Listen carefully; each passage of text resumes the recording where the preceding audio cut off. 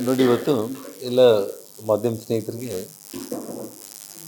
ಇವತ್ತು ಕಾನೂನು ಪ್ರಕಾರ ಒಂದ್ಸಲ ಬಾಡಿ ಪೋಸ್ಟ್ ಮಾರ್ಟಮ್ ಆದಮೇಲೆ ಅದವರು ಒಂದ್ಸಲ ಪೋಸ್ಟ್ ಮಾರ್ಟಮ್ ಮಾಡಿದ್ರ 2 ಸಲ ಪೋಸ್ಟ್ ಮಾರ್ಟಮ್ ಮಾಡಿದ್ರ ಅನ್ನೋದು ಕೂಡ ಅದು ತನಿಖೆಯಲ್ಲಿ ಬರುತ್ತೆ. ಅದು ಏನೇ ಇರಲಿ ಒಂದ್ಸಲ ಪೋಸ್ಟ್ ಮಾರ್ಟಮ್ ಆಗೋ ಸಂದರ್ಭದಲ್ಲಿ ಖಂಡಿತವಾಗ್ಲೂ ಕೂಡ ವಿಡಿಯೋ ರೆಕಾರ್ಡಿಂಗ್ ಮಾಡಿರ್ತಾರೆ ಫೋರೆನ್ಸಿಕ್ ಅವರು. ಶರೀರ ಭಾಗದಲ್ಲಿ ಪ್ರತಿಯೊಂದು ಪಾರ್ಟಲ್ಲಿ ಕೂಡ ಏನೇನಾಗಿದೆ, ಏನೇನು ಬುಲೆಟ್ಗಳು ಹೋಗಿದೆ, ಹೇಗಾಗಿದೆ ಅನ್ನೋದ್ರ ಬಗ್ಗೆ ಎಲ್ಲವೂ ಕೂಡ ಒಂದು ಪೋಸ್ಟ್ ಮಾರ್ಟಮ್ ರಿಪೋರ್ಟು ವಿಡಿಯೋ ಎಲ್ಲ ತೊಗೊಂಡಿರ್ತಾರೆ. ಅದಾದಮೇಲೆ ಇಲ್ಲಿ ಡಾಕ್ಟ್ರುಗಳಿಗೆ ಅಥವಾ ಡಿಪಾರ್ಟ್ಮೆಂಟ್ಗೆ ಕಾನೂನು ಪ್ರಕಾರ ಅವಶ್ಯಕತೆ ಇಲ್ಲ ಆ ಬಾಡಿ ಅಂತಂದಾಗ ಆ ಕುಟುಂಬಕ್ಕೆ ಅವ್ರು ಹ್ಯಾಂಡ್ ಓವರ್ ಮಾಡ್ತಾರೆ. ಕುಟುಂಬಕ್ಕೆ ಹ್ಯಾಂಡ್ ಓವರ್ ಮಾಡಿದ ಮೇಲೆ ಕುಟುಂಬದವರು ಕೂಡ ಅವ್ರ ನಿರ್ಣಯ, ಅದು ಹೊಣಿಸ್ಬೇಕು ಅಥವಾ ಸುಡಬೇಕು ಅನ್ನುವಂಥದ್ದು ಆ ಕುಟುಂಬಕ್ಕೆ ಸಂಬಂಧಪಟ್ಟ ನಿರ್ಣಯನೇ. ಅದ್ರ ಬಗ್ಗೆ ನಾವ್ಯಾರೂ ಕೂಡ ಮಾತಾಡೋದಕ್ಕೆ ಬರಲ್ಲ.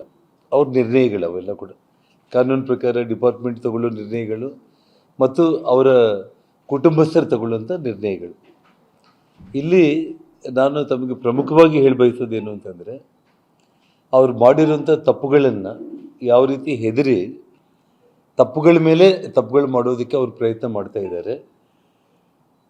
ಪೊಲೀಸ್ ಇಲಾಖೆ ಸಂಪೂರ್ಣವಾಗಿ ಇವತ್ತಿಗೆ ಸುಮಾರು ಹೆಚ್ಚು ಕಡಿಮೆ 9 ದಿನ, 8 ಡೇಸ್ ಕಂಪ್ಲೀಟ್ ಆಗುತ್ತೆ, 9 ಡೇಸ್.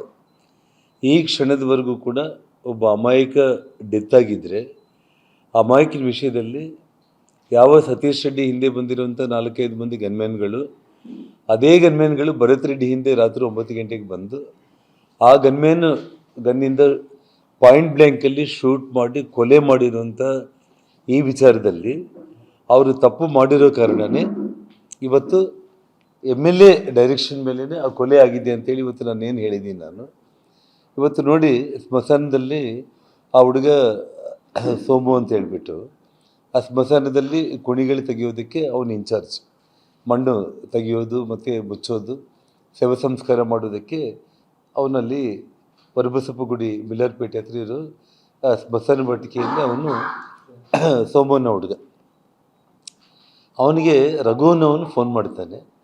ಫೋನ್ ಮಾಡಿಬಿಟ್ಟು ಅವರ ರಾಜಶೇಖರ್ ಅವ್ರ ತಾಯಿ ಹೇಳಿದ್ದಾರೆ, ಅವರ ತಂದೆ ಸಮಾಧಿ ಪಕ್ಕದಲ್ಲಾಗಿರ್ಬೋದು, ತಲೆ ಹತ್ರ ಕಾಲ ಹತ್ರ ಎಲ್ಲೋ ಅಲ್ಲೇ ಅದ್ರ ಬಗಲಾಗೆ ನೀವು ಕುಣಿ ತೋಡಿ ಅಲ್ಲೇ ನಾವು ಹೊಣಬೇಕಾಗುತ್ತೆ ಶವ ಅಂತೇಳಿ ಅವ್ರ ತಾಯಿ ಹೇಳಿದ್ರು ಅಂತೇಳಿ ರಘುವನ್ನ ಹುಡುಗ ಈ ಹುಡುಗನಿಗೆ ಫೋನ್ ಮಾಡ್ತಾನೆ, ಸೋಮಗೆ.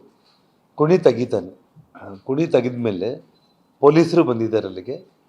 ಆ ಸೋಮನ್ನ ಫೋಟೋ ತಗೊಂಡಿದ್ದಾರೆ, ಅವನ ಫೋನ್ ನಂಬರ್ ತೊಗೊಂಡಿದ್ದಾರೆ. ಯಾಕೆಂದರೆ ಪೊಲೀಸ್ ಪ್ರೊಸೀಜರ್ ಮತ್ತು ವಿಡಿಯೋನೂ ಮಾಡ್ಕೊಂಡಿದ್ದಾರೆ. ಕುಣಿ ತೆಗೆದಿರುವಂಥ ವಿಡಿಯೋ, ಈ ಹುಡುಗನ ವಿಡಿಯೋ, ಫೋಟೋ, ಈ ಹುಡುಗನ ಫೋನ್ ನಂಬರು ಎಲ್ಲದನ್ನ ತಗೊಂಡು ಪೊಲೀಸರು ಅಲ್ಲಿಂದ ಹೊರಟಿದ್ದಾರೆ. ಆಮೇಲೆ ಇದ್ದಕ್ಕಿದ್ದಂಗೆ ಆ ಹುಡುಗನಿಗೆ ಮತ್ತೆ ಫೋನ್ ಬರುತ್ತೆ ರಘುವನ್ನವನ ಕಡೆಯಿಂದನೇ. ಫೋನ್ ಬಂದುಬಿಟ್ಟು, ಸೋಮು ನೀನು ಕುಣಿ ಮುಚ್ಚಿಬಿಡು ನೀನು, ಇಲ್ಲ ಅವರು ಸಾರ್ ಹೇಳಿದಾರಂತೆ ಸುಡಬೇಕು ಅಂತೇಳಿ.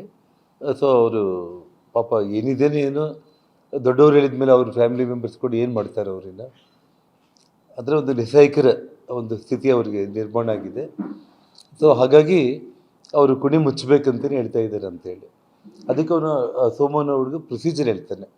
ಒಂದು ಸಲ ಕುಣಿ ತೆಗೆದ ಮೇಲೆ ಸ್ಮಶಾನದಲ್ಲಿ ಮುಚ್ಚಬೇಕು ಅಂದರೆ ತೆಂಗಿನಕಾಯಿ ನೀರು ಹಾಕಿ ಸಂಪ್ರದಾಯದಂತೆ ಅದನ್ನು ನೀರೆಲ್ಲ ಹಾಕಿ ಅದನ್ನು ಮುಚ್ಚಬೇಕು. ಏನು ಮಾಡ್ತೀವಿ ನಾವು, ಇನ್ನು ನಾನು ಮುಚ್ಚಿದೆ ಅಂತೇಳಿ ಹೇಳ್ತಾನೆ.